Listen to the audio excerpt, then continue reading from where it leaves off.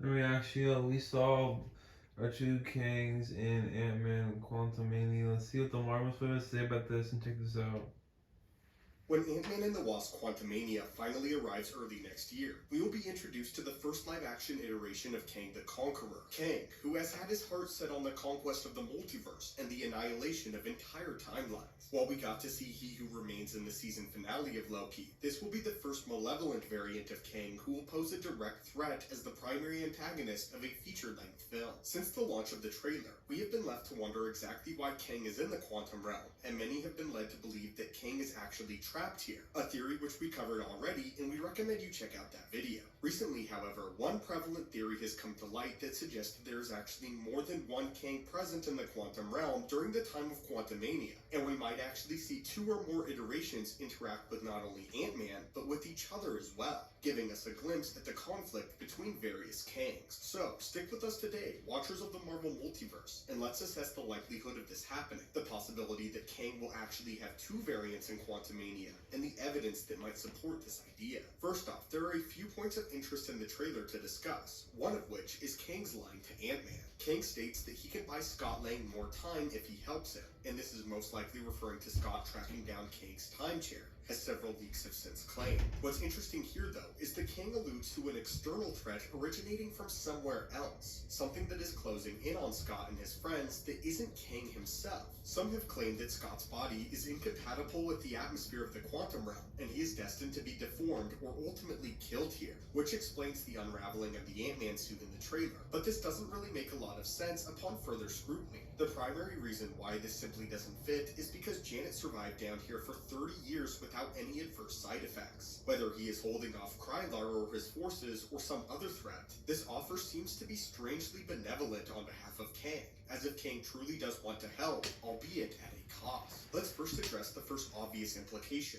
that being that Scott simply doesn't know Kang's motivations, and doesn't know that he wants to conquer timelines. But also, this doesn't make a lot of sense either. First off, Janet seems to know just how dangerous Kang is, and if the leaks are to be believed, then he will be holding Cassie hostage and forcing Scott to steal back his time chair. It seems as if Janet will warn Scott ahead of time, and he will understand that Kang is a force to be reckoned with before they ever meet formally. So he will likely know that Kang is a threat before meeting him. So then, why would this be framed as if it was an offer if Kang so clearly has all of the cards? Why does Scott get a choice in the matter, and why is Kang offering something in return for his help? One potential possibility is that this isn't actually the primary variant of Kang who is holding Cassie hostage, and if we look at it in this new light, it seems to make much more sense. Instead of this being the malicious Kang, imagine the scene plays out the same way. Instead, Kang already has gotten a hold of Cassie and is holding her captive, forcing Scott to do his bidding when he meets another Kang. Of course he is skeptical, seeing as he knows Kang is not pure of heart, but this Kang instead makes him an offer, suggesting that he can buy Ant-Man more time to find Cassie and help him escape if he helps this variant with something unrelated. The lesser of two evils, the lesser of the two Kangs. One possibility is that if Scott gives this Kang the time chair instead of the evil Kang, then he will reward Scott for his loyalty by helping him get Cassie back, and this would showcase the first conflict between two Kangs that we'll see in the MCU, as they are not always allies. In fact, very seldom they are. We know that Scott is severely outmatched by Kang, and stands little to no chance of defeating him on his own, indicating that he might need assistance. And who better to assist against a Kang than a Kang variant himself? If this puts Scott between two unideal situations, then it might force him to choose which Kang he gives the chair to, one who is holding Cassie, or one who can help him get Cassie back, and stands a more likely chance of letting the two live. So then, if this is to be believed, then how would this make sense within the context of the story? And why are there multiple Kangs here? We will be the first to admit that evidence for this theory is rather sparse, but there are a few interesting details to point out within the trailer itself.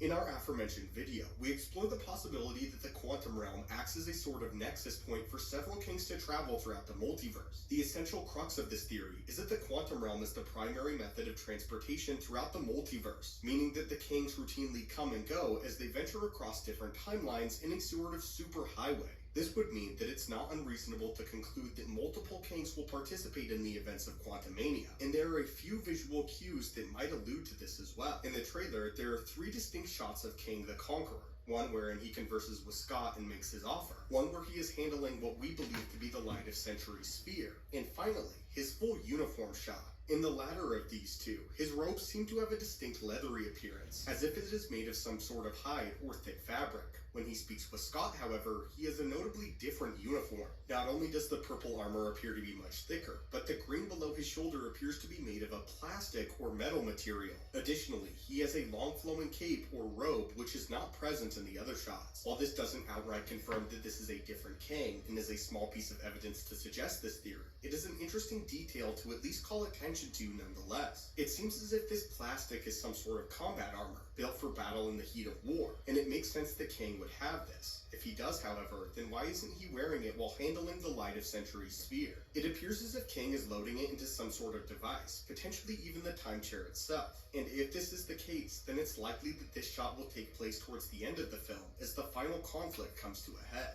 If this is the case, and battle is imminent, then why wouldn't he be equipped for war, unless of course this is the natural attire for this specific variant, who is actually a distinct individual, and a different Kang from the other shots that we see in the trailer. Could there actually be two warring Kangs in Ant-Man and the Wasp: Quantumania? And if there are, which of the two will ultimately come out on top and face them in the Kang dynasty, if either of them do? But anyway, my friends, what do you think of this theory? Do you think that there will be multiple Kangs in Quantumania? And if so, how do you think Scott will handle this? And what will the ramifications be of the future of the multiverse? On a side note, we're actually having a big sale on the Marvel merch page, where you can get t-shirts, hoodies, and much more up to 40% off for the holiday season. And if you use code WAVE at checkout, you can also get an additional 15% off your entire order. So be sure to check that out in the description down below if you're interested. As always, my friends, thank you guys so much for watching the channel. Hit that subscribe button to assemble and join our team, and I hope that you're having a great day.